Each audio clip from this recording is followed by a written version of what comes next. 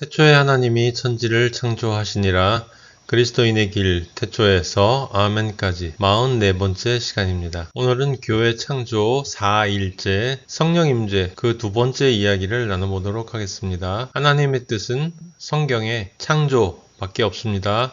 첫 창조, 새 창조, 종국적 창조. 성경은 완벽한 체계와 완벽한 논리, 완벽한 순서로 창조 이야기를 기술하고 있습니다. 구약과 신약은 두 개의 서로 다른 이야기가 아니라 분리된 이야기가 아니라 하나다라고 여러분에게 말씀드렸어요.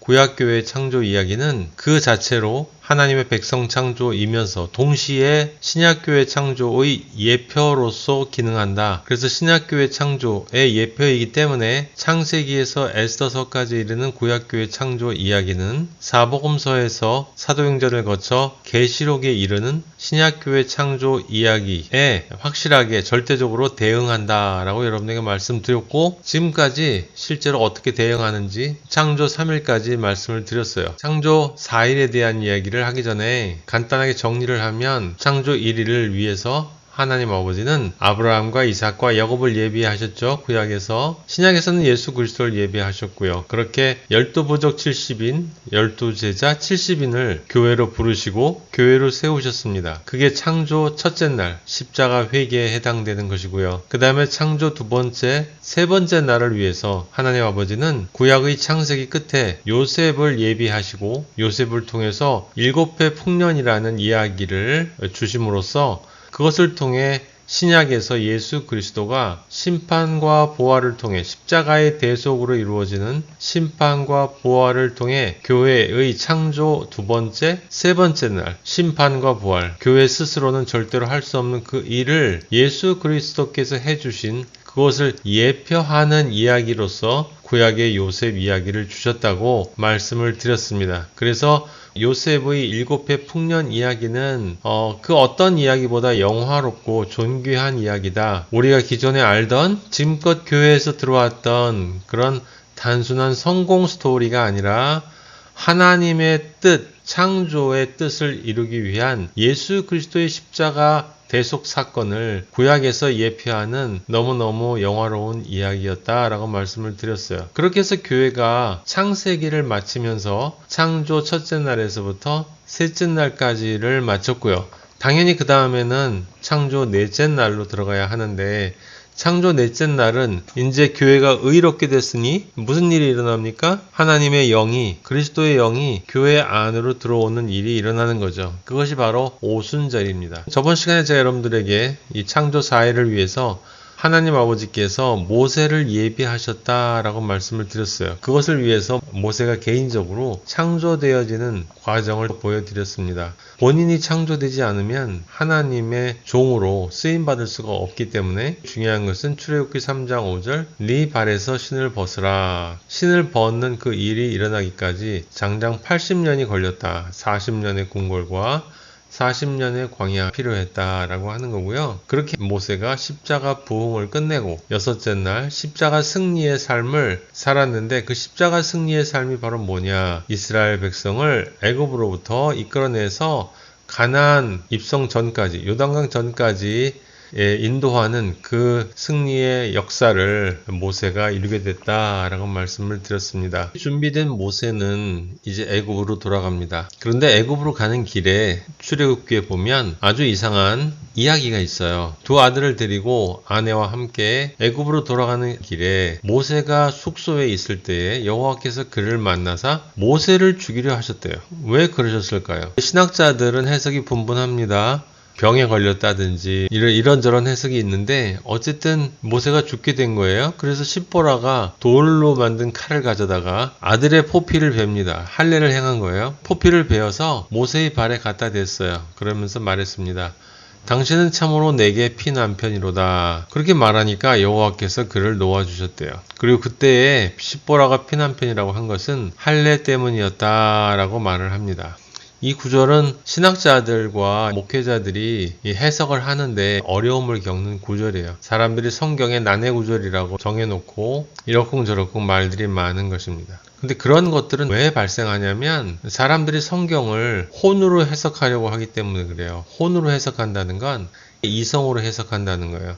근대 이후의 신학 중에서 역사 비판적인 자유주의 신학에 가까운 건데, 성경을 성경 자체로 해석하는 것이 아니라 이 성경이 쓰여졌던 배경이나 언어 분석이 있죠. 이 히브리어니까 히브리어를 분석해서 여기 포피, 할례 이런 단어들이 히브리어로 어떻게 쓰였는지 분석을 하고 이성적으로 해석하는 거예요. 결론 내린 게 뭐냐면 모세가 할례에 대해서 무관심했던 것 같다.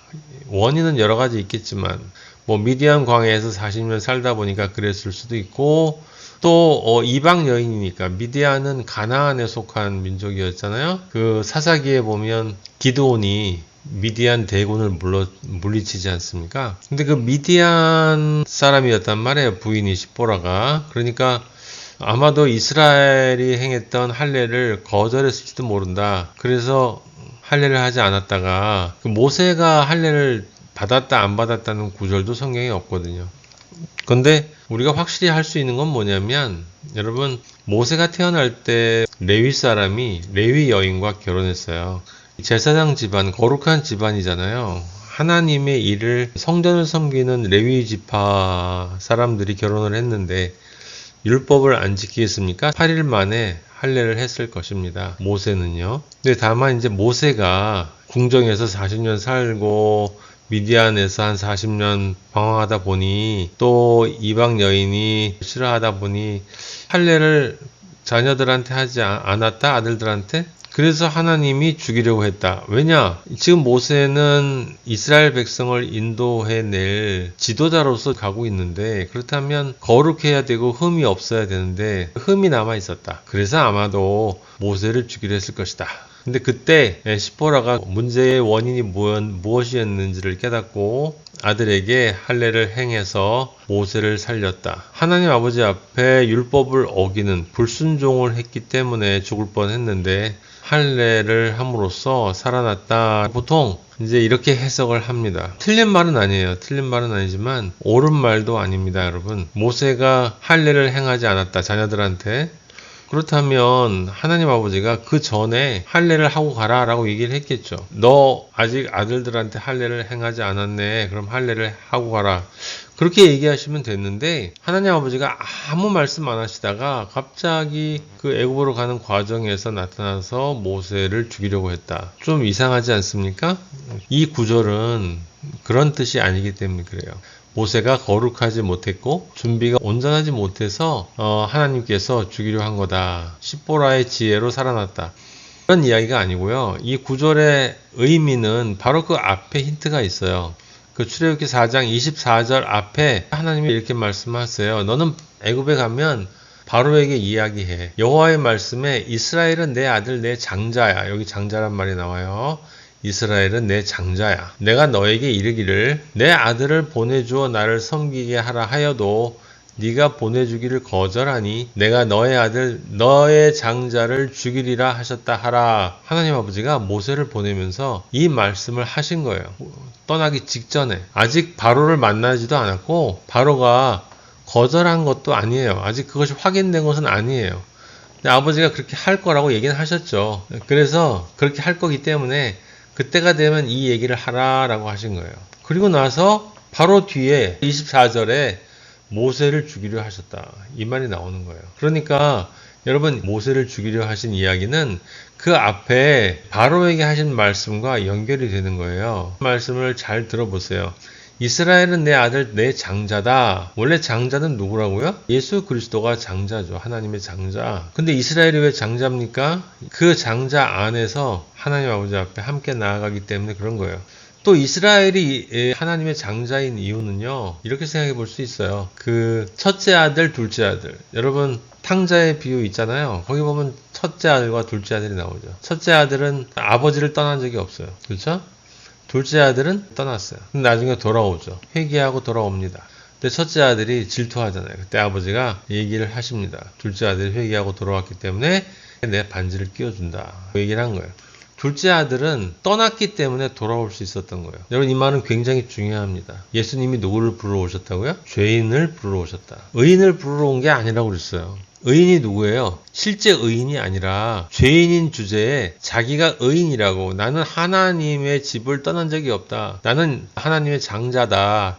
첫째 아들이다 라고 그렇게 자신을 교만하게 과신을 하면서 실제로는 하나님 앞에 병든 짐승이나 갖다 바치고 11조 빼돌리고 부모한테 도움을 줘야 될 것을 하나님한테 바친다고 하면서 빼돌리고 하여튼 완악하기 그지없던 이스라엘 백성 집에 떠나지 않았고 나는 아버지를 떠난 적이 없이 이렇게 오랫동안 봉사했는데 나한테는 염소 새끼 한 마리 안 잡아주고 떠난 둘째 아들은 저렇게 화려하게 파티를 열어줍니까? 라고 얘기했던 공간적으로 떠나진 않았지만 사실은 그 깊은 곳에 하나님이 존재하지 않았던 이스라엘 백성. 구원이 어디로부터 나온다고 그랬죠? 예수님이? 구원은 유다로부터 나온다고 그랬어요. 예수 그리스도로부터 시작이 되니까. 그래서 처음에 이스라엘에게 전도했잖아요. 그런 의미의 장자라고요. 예루살렘과 유다. 이방인들 이전에 그리스도의 빛을 받은 아들, 이 장자라고요. 이해되시죠?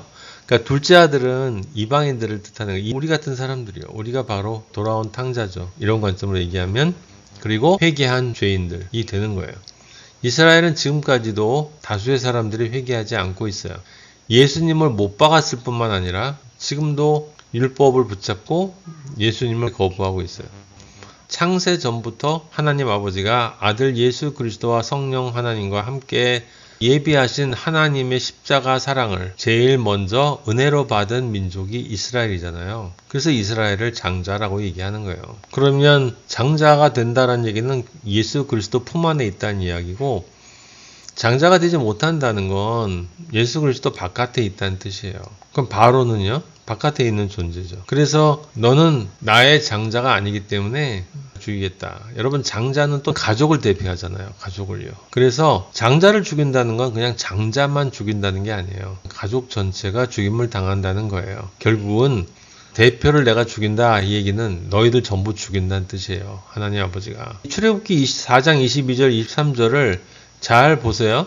내 아들 내 장자를 네가 보내주길 거절했다. 그러니까 네 장자를 죽인다. 그 얘기는 무슨 뜻이냐면 나의 백성을 보내라. 근데 붙잡고 있어? 너의 백성을 죽이겠다. 뭔 말이에요? 그리스도 안에 속한 사람만 살리겠다는 겁니다. 그리스도 안에 속한 사람만 내 장자다. 그러니까 내 장자는 살린다. 우리가 보통 이 이야기를 볼 때 그 바로 왕의 맏아들만 죽었다라는 것에 포인트를 맞추는데, 여러분 항상 양면을 같이 보셔야 돼요. 성경을 보실 때요. 항상 가라지와 알곡이 있고 장자와 장자가 아닌 자들이 있는 거예요. 하나님의 백성이 있고 하나님의 백성이 아닌 자가 있단 말이에요. 그러니까 그냥 기독교인들, 거긴 가라지고 믿지 않는 자들, 그 사람들이 다 포함되어져서 알곡이 아닌 자들이에요. 알곡이 아닌 자들. 심각한 뜻이라고요. 알곡만 생명책에 이름이 있단 말이에요. 그 생명책에 이름이 없으면, 여러분 이론적으로는 다 아시잖아요. 하나님은 늘 말씀하시는 거예요. 너희가 입으로는 나를 항상 섬긴다. 주여 주여 참 잘한다. 성경도 많이 안다. 근데 너희들은 나를 경외하지 않는다. 너희들의 삶의 중심에 내가 없다. 너희는 나를 섬겨도 너희 중심으로 섬긴다. 다 뭐예요? 장자가 아닌 사람들. 결국은 하나님 아버지가 다 죽여버리겠다는 거예요. 하나님과 영혼이 분리된다라는 뜻인데, 죽임을 당한다는 건. 근데 어디서 분리를 당한다고요? 영원한 불못에서 분리를 당한다. 그러니까 출애굽기 4장 22절 23절에 너의 장자를 죽인다라는 말 속에는 어떤 의미가 포함된 거예요? 하지만 내 장자는 살린다. 이게 들어가 있는 거예요.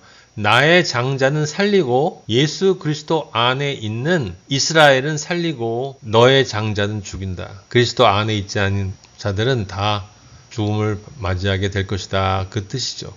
그래서 나중에 뒤에 보면 하나님의 10가지 심판 중에 마지막 장자를 죽이는 심판 때 구체적으로 실현이 되지 않습니까? 예수 그리스도가 맏아들이고 우리는 그의 형제란 말이에요. 그러면서 또 맏아들이에요. 예수님 안에 있는 형제들이기 때문에. 그죠? 뒤에 보면 이렇게 쓰여 있거든요. 너희는 나가서 너희의 가족대로 어린 양을 택하여 유월절 양으로 삼고 옷을 좀 묶음을 가져다가 그릇에 담은 피에 적셔서 어린 양의 피를 문 임방과 좌우설주에 뿌리고, 문에다가 뿌리라는 거예요. 기둥하고. 아침까지 한 사람도 나가지 말라. 애굽을 심판할 때 피를 보시면 여호와께서 그 문을 이게 이제 6월절의 유래가 되잖아요. 문을 넘으신다라는 요 말로. 그래서 멸하는 자에게 너희 집에 들어가서 너희를 치지 못하게 하실 것임이니라. 요 말이에요, 여러분. 요 말. 좀 잘 보세요. 피를 보시면 너희를 치지 못하게 하겠다. 살려주겠다는 이야기죠. 자, 그러면 피를 보시면 이라는 말을 우리가 모세가 죽임을 당하려고 할 때 그 장면을 다시 돌아가 보세요. 거기 뭐라고 쓰여 있죠? 아들의 포피를 베어서 발에 갖다 댔죠. 그 모세의 발에다 갖다 댔어요. 모세의 발에 갖다 댔다는 건 뭐냐면 이스라엘 백성이 그 문에다가 피를 뿌렸다라는 것, 피를 발랐다라는 것 같은 뜻이에요. 그러니까 모세의 앞에, 그러니까 문에 해당되는, 모세의 존재의 문에 해당되는 발에다가 피를 갖다 댔단 말이에요. 피를 발랐다는 것과 마찬가지란 말이죠. 그러면서 피난편이라고 얘기했어요. 그러니까 여호와께서 놓아주셨다는 말이 뭐예요? 멸하는 자에게 들어가서 치지 못하게 하셨다. 피 때문에 모세를 살려주었다. 그럼 모세가 누구예요? 하나님의 맏아들 장자 이스라엘을 상징하는 거죠. 이스라엘 민족을 대표하는 모세가 왜 살아났어요? 피 때문에. 누구의 피 때문에요? 아들의 피 때문에. 여기 영적으로 읽어야 돼요, 여러분. 당연히 모세의 아들로 이해를 하지만 혼으로 이해를 하는 사람들은 이 아들이 누구예요? 하나님의 아들 예수 그리스도가 십자가에서 흘리신 그 피를 통해서 그 피를 보고 죽이지 않고 넘어간다. 그럼 지금 여기 피난편이다라는 말은 무슨 뜻이에요? 당신은 내 남편이 맞는데 그냥 된 게 아니라 예수 그리스도의 십자가 보혈을 통해서 나의 남편이 되신 분입니다. 라고 지금 십보라가 자기 남편인 모세에게 이야기를 하는 거죠. 그건 무슨 뜻이에요? 하나님 아버지 앞에 이 사람은 제 남편인데 예수 그리스도가 피값으로 산 아들입니다. 문에다가 피를 바른 거예요. 그러니까 살려주셨다. 그때 십보라가 피난편이라 하면 할례 때문이었더라. 이걸 그러니까 혼적으로 해석을 해서 할례를 안 했기 때문에 죽이려고 하셨다가 할례를 했기 때문에 했구나 하고 살려주셨다. 그런 얘기가 아니고요. 누구의 할례냐면 예수 그리스도의 할례 때문에 피난편이라 한 거다. 골로새서 2장 11절. 또 그 안에서 너희가 손으로 하지 아니한 할례를 받았으니 곧 육의 몸을 벗는 것이요 그리스도의 할례니라. 그리스도의 할례, 여기 그리스도의 할례라고 분명히 적혀 있잖아요. 그리스도의 할례 때문에 모세가 살아났다 이거예요. 지금 그걸 예표하고 있는 거예요. 물론 지금 할례 때문이라는 말은 나중에 12장에 나오는 6월절 이야기를 예표하는 것인데 하나님 아버지가 그 전에 모세에 얘기했잖아요. 바로에게 가서 이렇게 얘기해. 네 아들 죽인다. 그 얘기는 뭐라고요? 내 아들은 살린다. 네 아들은 죽이고 내 아들은 살린다. 사탄 백성은 죽이고 하나님의 백성은 살린다. 그 얘기잖아요. 무엇을 통해서요? 예수 그리스도의 할례를 통해서. 그래서 결국은 모든 것이 다 예수 그리스도의 할례인 십자가를 예표하는 것이다. 십자가를 예표하고 있다는 거예요. 그러니까 모세를 죽이려고 한 이야기는 이게 뭐 이상한 난제 뭐 이런 얘기가 아니라 십자가 이야기예요. 십자가 이야기. 요셉의 이야기. 그 창세기 이야기에서 여러분 술 맡은 관장이랑 떡 맡은 관장인가요? 그 둘이 나오잖아요. 하나는 살고 하나는 죽었죠. 왜요? 하나는 자기의 공로, 자기의 의를 내세우지 않고 십자가의 의만 내세웠죠. 포도주를 따서. 그쵸? 그것으로 드렸어요. 십자가의 보혈의 의만 의지해서 하나님 앞에 내세웠어요. 할례를, 그리스도의 할례를 내세운 거란 말이에요. 그래서 살았잖아요. 근데 떡 맡은 관장은 왜 죽었어요? 예수 그리스도가 주신 생명의 떡, 똑같은 십자가예요. 동일한 십자가.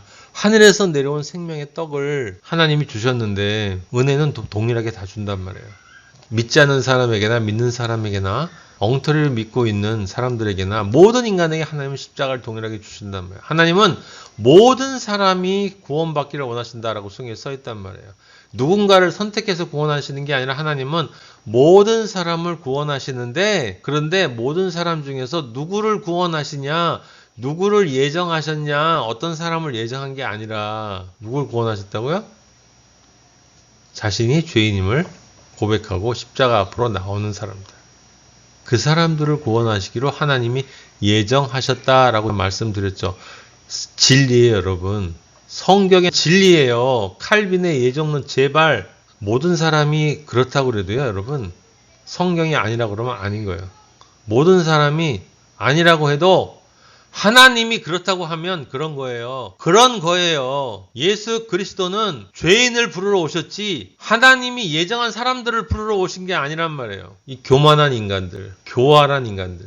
어떻게든지 자기가 원하는 세상 선악과 마음껏 누리고 살면서 다른 한쪽에 보험은 들어놓고 혹시나 모르니까 역시나 그렇게 되면 나 예정한 사람이라고 얘기하고 들어가려고. 절대로 못 들어가요, 여러분. 여기 써 있잖아요. 그리스도의 할례를 통해서 나온 십자가의 보혈을 내놓을 수 없는 모든 사람은 멸망이에요. 그게 뭐라고요? 그게 세례의 진짜 의미란 말이에요. 예수님이 그래서 내가 받을 세례가 있는데 그것이 이루어지기까지 내 답답함이 어떡하겠니? 내가 받을 세례가 뭐야? 내가 받을 할례. 할례가 뭐예요? 죽고 새롭게 태어나는 거예요. 둘째 날 십자가 심판 받고 부활하는 거란 말이에요. 할례는. 그리고 그것이 육체만 해당되는 게 아니고 할례는 마음으로 하라고 그랬잖아요. 우리의 영혼이 할례를 받아야 된단 말이죠. 그래서 그 영혼이 할례를 받기 위해서 필요한 것이 세례다. 근데 그 세례가 우리가 백날 세례를 받아도 그 세례의 근원적인 능력이 존재하지 않으면 무슨 소용이 있겠어요? 여러분, 세례를 주노라 목사나 신부들이 아무리 세례를 줘도 그게 능력이 없으면 실제 그 물로 세례를 받는 그 사람이 그 순간에 영적으로 하나님의 영원한 십자가 심판을 받고 다시 부활한다라는 그 확실한 믿음, 그리고 그 믿음에 기초한 실제로 영적인 존재론적인 변화가 새로운 창조가 의의 존재로 다시 태어나는 것이 이루어지지 않는다면 거기다 백날 몇 톤을 갖다 물을 부어도 몸만 적시는 거죠. 아무 소용이 없는 거예요. 그래서 믿음이 없이는 하나님을 기쁘시게 할 수 없다. 믿음이 없이는 하나님을 기쁘게 할 수 없다. 제일 중요한 믿음이 뭐예요? 내가 죄인이라는 거. 그걸 그냥 믿는 게 아니에요, 여러분. 내가 뭐 잘났다고 믿어줘요, 내가? 여러분, 하나님을 믿어줍니까? 요즘 사람들은 하나님을 믿어주는 것 같아요. 한번 믿어볼까? 못 믿겠어. 난 못 믿어. 믿는 것도 자기가 믿는 거야.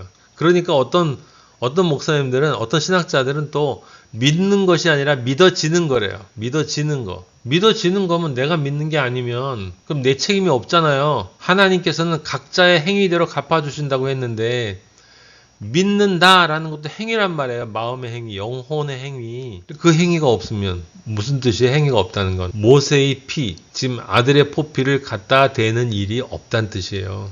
그럼 모세는 죽어야 돼요. 여러분, 뒤에 12장에 나오는 6월절 사건 때 이스라엘 백성이, 하나님의 선택된 백성이 지금 어린 양의 피를 다 바르라고 했는데, 야, 뭐 그거 발라야 돼. 어차피 하나님은 우리를 사랑하셔. 예정하셨어. 우리는 선택된 민족이야. 그거 안 발라도 하나님은 다 아셔. 라고 하면서 문에다가 피 안 바르고 그러고 잤다고 해보세요. 살았을까요? 죽었을까요? 당연히 죽었죠. 당연히. 하나님이 택한 백성이기 때문에 사는 게 아니에요, 여러분. 우리가 하나님이 사랑하셔서 사는 게 아니에요. 여러분, 제가 사는 유일한 이유는 예수 그리스도의 십자가 보혈 때문이라고요. 그것 이외에는 그 어떤 조건도 존재할 수 없어요. 하나님 아버지 앞에 무엇을 내놔도 영원한 형벌로부터 벗어날 수 있는 인간은 없다고요. 생각해 보세요. 너무 더럽잖아요, 우리 인간이. 전 제 자신을 보면 너무 더럽고 너무 추악하고 지저분하고 냄새나고, 예? 저번 시간에 말씀드린 것처럼 영혼 안에는 죄덩이로 가득하고 몸속엔 똥덩이로 평생 뱃속에 늘 있는 거잖아요. 왜 하나님 아버지가 우리를 그렇게 만드셨을까요? 겸손하라고요. 겸손하라고. 높은 데서 낮아지는 게 아니라 높아질 게 하나도 없는 존재라는 걸 좀 깨달아. 낮아질 게 하나도 없다, 너희들은. 내 은혜가 없으면 nothing. 내 은혜가 없으면, 십자가 보혈의 공로가 없으면 넌 nothing. 그런데 거기다가 잘났다고 까불고 제멋대로 인생 살고 하나님 믿어주네 만에, 자기가 믿어주네 만에, 또 좀 믿어지네, 하나님을 경외하고 예수 그리스도를 사랑하는 진실된 마음이 없으면 여러분, 우리가 뭐라고 얘기하든 아무 소용이 없어요. 분명히 여러분 아세요. 제발 분명히 아세요.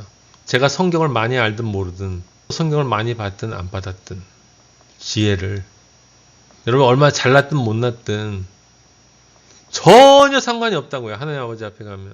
생각해 보세요. 우주를 한번 생각해 보세요. 하나님이 우주를 창조하셨는데 그 우주가 얼마나 큰지 상상도 못 하잖아요. 끝이 있는지 없는지도 모르잖아요. 끝이 있으면 그 끝의 뒤에는 또 뭔가요? 3차원 공간조차 우리는 이해할 수가 없잖아요. 근데 그걸 다 창조하신 분이라고요. 하나님 아버지가. 우주 안에 그 블루 페일 닷, 작고 푸른 점으로 이렇게 그렇게 만들어 놓은 지구 안에 이렇게 지금 70억을 이렇게 인간들이 모여 살면서 자기들이 여기 있으니까 이 지구가 엄청 큰 줄 알고 그렇게들 다들 잘났어요. 믿는 자나 안 믿는 자나. 예수 그리스도의 십자가 보혈이 없으면 여러분 우리가 이 보혈 지키고 가지 못하면 하나님 아버지 앞에 나중에 심판대 앞에 섰을 때 이 십자가 보혈의 의의를 내세우지 못하면 그 어떤 것도 떡 맡은 관원이 얼마나 많은 맛있는 떡들을 메뉴에다 올려놨어요.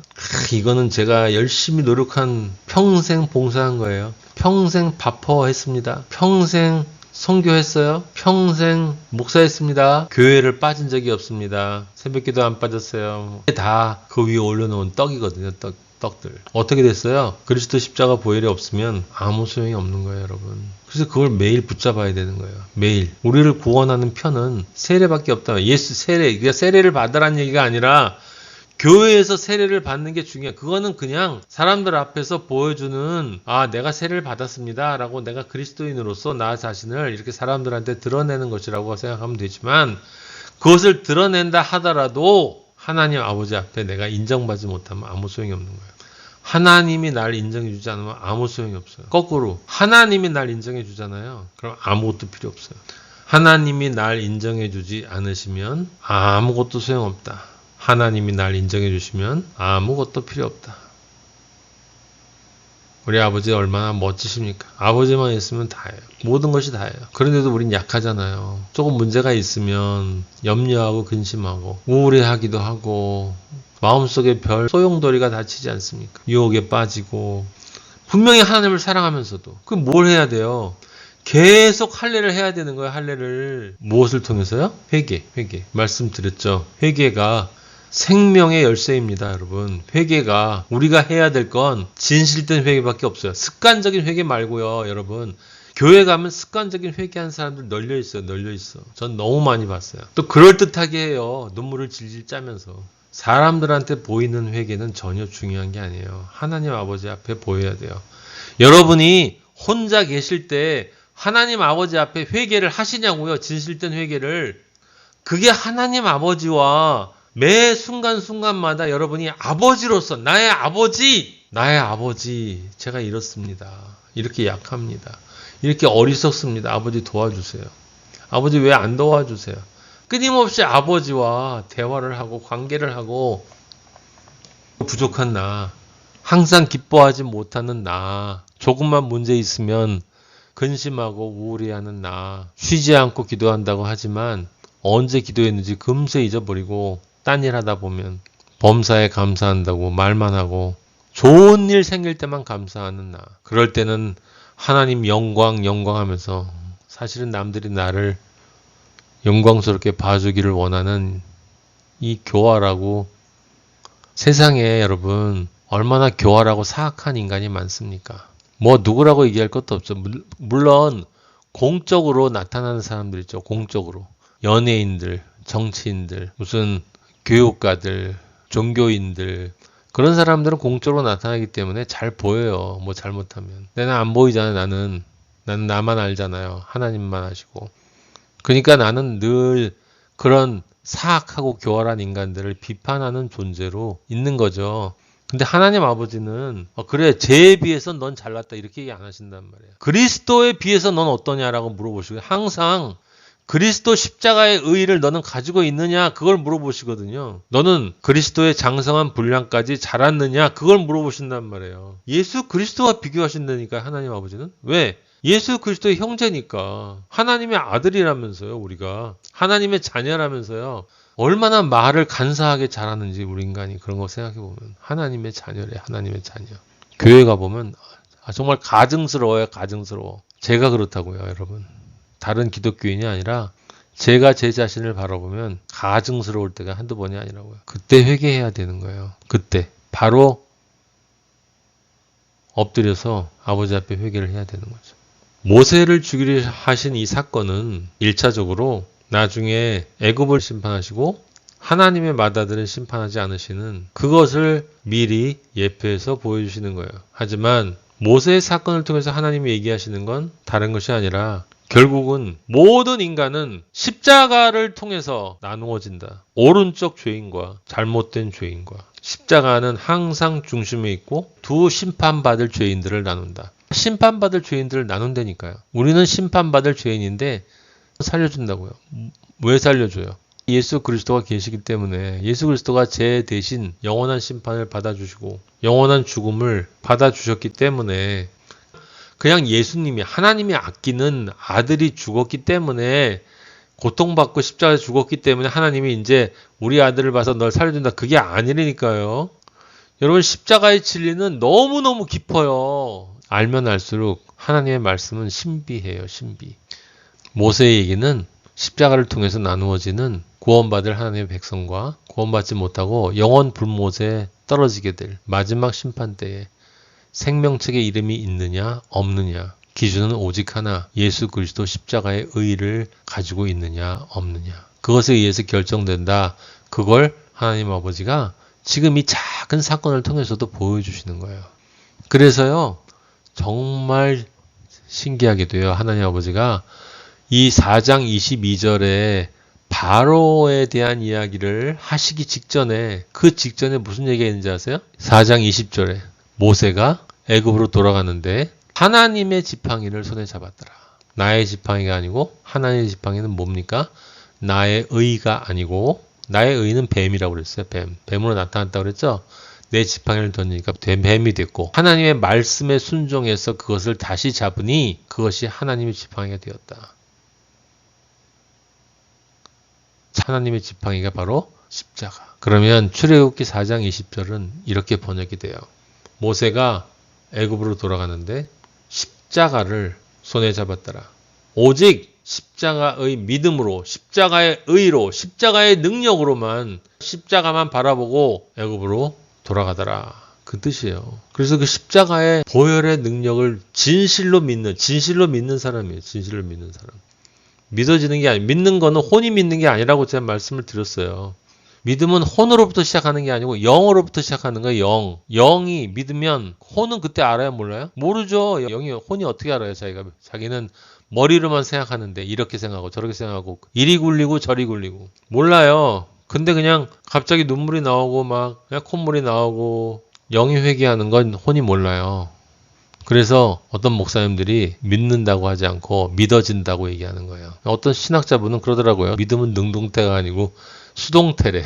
그 부분적으로만 맞는 말이에요. 믿음은 능동태예요. 내가 믿어야 내가 사는 거예요. 근데 내가 믿을 때 이 나는 나의 혼이 아니고 나의 영이란 말이에요. 나의 영이 먼저 믿고 그 영이 왜냐하면 내 영이 먼저 사탄 말을 듣고 하나님을 떠났잖아요. 선악과를 먹었잖아요. 그래서 그 영이 십자가 복음을 듣고 다시 돌아오면 혼과 육이 따라가는 거예요. 그 옛 습성이 있어서 그 변하기가 쉽지가 않은 것뿐이죠. 그래서 그걸 자라나는 거라고 얘기하는 거고 모세의 사건은 하나님의 지팡이 즉 십자가 사건이다. 무슨 뜻이에요?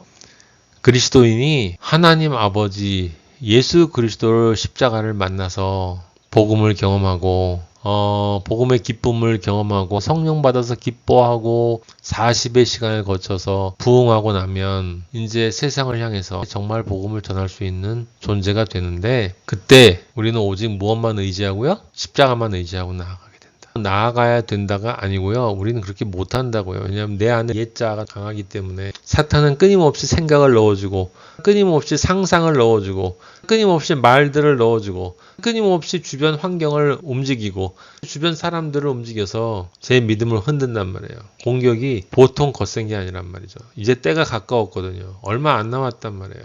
그래서 우는 사자처럼 돌아다니는 게 맞아요. 지금 정말로 우는 사자처럼 돌아다니면서 할 수만 있다면 참 그리스도인들도 타락하도록 만들려고 한다.